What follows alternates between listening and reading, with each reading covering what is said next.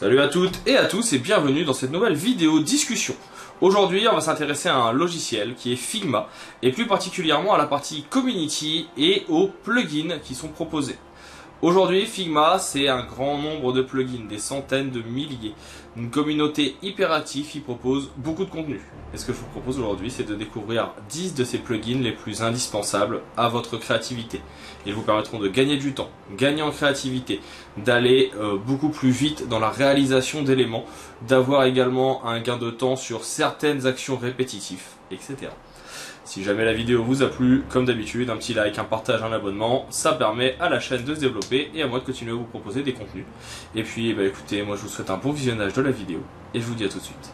Salut à tous! Nouvelle petite vidéo discussion. Vous commencez à avoir l'habitude, j'aime bien ce petit format où on va échanger, où je vais vous parler un petit peu de choses de design qui ne sont pas forcément des choses que je peux montrer à l'écran ou qui seraient très très longs. Là c'est juste histoire de vous faire des petits apports de connaissances, de vous donner des informations et ce genre de choses. Aujourd'hui, je vous propose de parler de Figma, parce que c'est un outil qui est indispensable quand on est maintenant dans le design d'interface.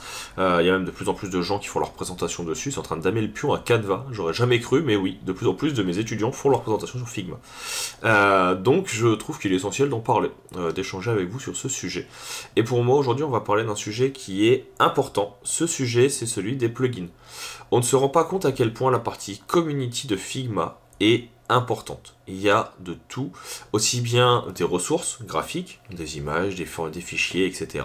Mais surtout un ensemble de plugins qui va vous permettre d'améliorer votre expérience utilisateur du logiciel. Aujourd'hui, je vous en ai mis 10 de côté. Alors, c'est pas les 10 les plus révolutionnaires, mais c'est 10 que j'utilise moi personnellement parce qu'ils me font gagner du temps. Il y en a d'autres, bien sûr. C'est pas une liste qui est la meilleure liste du monde, c'est juste ce que moi j'ai en tout cas de côté et que j'installe automatiquement quand je crée un compte pour quelqu'un. Le premier, assez récent, ça parle à tout le monde forcément, on fera des vidéos sur le sujet prochainement, c'est Figma GPT qui permet de lier ChatGPT à Figma. Pourquoi? Parce que ça va permettre de pouvoir remplir facilement des documents avec du texte qui n'est pas forcément du lorem ipsum. Le lorem ipsum, même si on l'utilise beaucoup, ça reste quelque chose qui est très décrié. Pour ceux qui ne savent pas ce que c'est, le lorem ipsum, c'est un simili latin, c'est un faux latin, qui permet de venir caler des textes dans des pages pour voir un petit peu la taille que ça prend. Et le problème, c'est que le lorem ipsum, comme c'est du simili latin, ça a vraiment une charte, on va dire, en termes de glyphes et en termes de texte, qui fait que si vous parlez en allemand, en anglais, en espagnol, c'est pas forcément la même chose. ChatGPT, ça vous permet de venir mettre n'importe quelle langue, et ça c'est cool. Ensuite, j'ai Wave Generator Pro que j'ai trouvé très intéressant. Alors, il y a une version gratuite, une version payante. C'est un plugin qui est généré, et là je prends ma petite anti-sèche, ne m'en voulez pas, par Curacoa. En gros, ça permet de venir générer des vagues qu'on va pouvoir venir animer avec des effets un petit peu de couleurs qui sont actuelles, on va dire, qui sont tendances.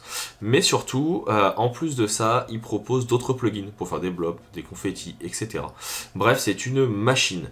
Je vous mettrai tous les liens dans la description, juste en dessous. Je fais un petit screen ici du plugin. Et vraiment, toute la série de plugins de cette personne sont intéressantes à regarder. Ils vous feront gagner du temps. J'ai aussi noté, pour moi c'est classique, si vous n'avez pas envie de vous embêter à repasser dans Photoshop, etc. Vous avez le Remove BG, le Remove Background, qui permet, vous avez vu super anglais, qui permet de venir tout simplement supprimer les fonds des photos. C'est pas parfait, mais ça fait gagner du temps quand même parfois, donc autant en profiter. J'ai aussi noté Material Design Icon, tout pourquoi? Tout simplement parce que le Material Design, ça reste quelque chose qui est encore aujourd'hui beaucoup utilisé, ça permet d'avoir des icônes qui vont être semblables, ça évite dans des projets, comme je le vois souvent, d'avoir 12 icônes de styles différents. Essayez d'avoir quelque chose d'homogène dans vos mises en page. Et donc, le fait d'utiliser Material Design de Google, ça permet de gagner du temps. J'ai noté Able aussi. Qu'est-ce que c'est Able? C'est quelque chose qui me touche moi personnellement de plus en plus. Je trouve ça hyper important à mettre en avant. Ça permet de vérifier les contrastes des différentes couleurs et ça permet de vérifier que les couleurs sont lisibles pour les personnes qui vont atteintes de malvoyance, de daltonisme, de problèmes visuels, etc. Et donc c'est important pour moi qu'on s'intéresse à ça et qu'on fasse que nos interfaces soient de plus en plus inclusives et surtout qu'elles soient adaptées. Et ça, on ne le faisait pas jusqu'à maintenant, ou on le fait très peu. 80% des sites internet ne le sont pas aujourd'hui. Donc, pensez bien à rendre vos sites inclusifs et adaptés à tous. Pour les personnes qui aiment bien l'illustration, vous avez Isométrique, qui est assez intéressant, qui permet en quelques instants de venir transformer une forme que vous avez fait en dessin isométrique, pour venir tracer des villes, des paysages et autres. C'est plutôt sympa, ça permet d'illustrer vos sites internet, et puis pourquoi pas par la suite de les faire animer par les développeurs. Oui, je sais, je lance une perche aux développeurs qui vont en chier. Je suis désolé, mais j'aime bien l'idée.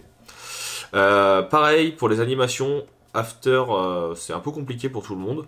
Vous avez par contre la possibilité d'intégrer un petit module qui s'appelle Motion, qui permet de venir animer certaines parties de votre site pour faire des micro-interactions directement dans Figma. Et pareil, hyper important, hyper facile à prendre en main. Si ça vous intéresse, je pourrais même faire une petite vidéo sur le sujet. N'hésitez pas à me le dire dans les commentaires. Je pense que ça peut être quelque chose qui peut être utile. Pour les dégradés, toujours compliqué de savoir quel dégradé prendre, quelle couleur et autres. Vous avez Supac Ragen qui vous propose une énorme collection de dégradés. Et je le recommande fortement parce que j'adore ce qu'ils font et j'adore la façon dont c'est travaillé. Donc vraiment, utilisez-les, regardez ce qu'ils proposent, c'est plutôt sympa. Pareil, en général, quand on termine un site internet, on aime bien avoir ce qu'on appelle des mock-ups, des mises en situation. Il y a des sites qui existent, il y a des possibilités avec Photoshop, etc. Mais surtout, Figma propose énormément de plugins pour le faire. Moi, je suis assez fan de Mockup Studio. Voilà, c'est ça, je ne retrouvais pas le nom. Mockup Studio qui permet de, en sélectionnant votre frame, en sélectionnant directement votre interface, venir intégrer tout ça dans des images. Et c'est plutôt qualitatif, ça propose de la tablette, du desktop, du mobile.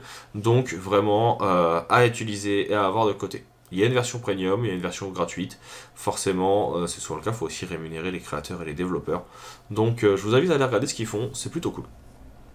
Et pour finir, le dernier outil, le dernier plugin, c'est par un ami qui s'appelle Aurélien, que je connais maintenant depuis quelques années, qui a développé un outil qui s'appelle UI Color Palette, qui permet, en venant sélectionner une couleur dans un projet, en venant sélectionner même plusieurs couleurs, de définir une palette graphique de couleurs qui peut être utilisée. C'est vraiment hyper intéressant, hyper important et surtout c'est très bien présenté. Aurélien a fait un travail vraiment de qualité. Je vous remets le lien dans la description. Je vous mets également le lien vers les réseaux d'Aurélien. Je vous invite à aller le suivre pour voir un petit peu les prochains projets qu'il va nous proposer. Mais c'est vraiment hyper qualitatif et hyper intéressant.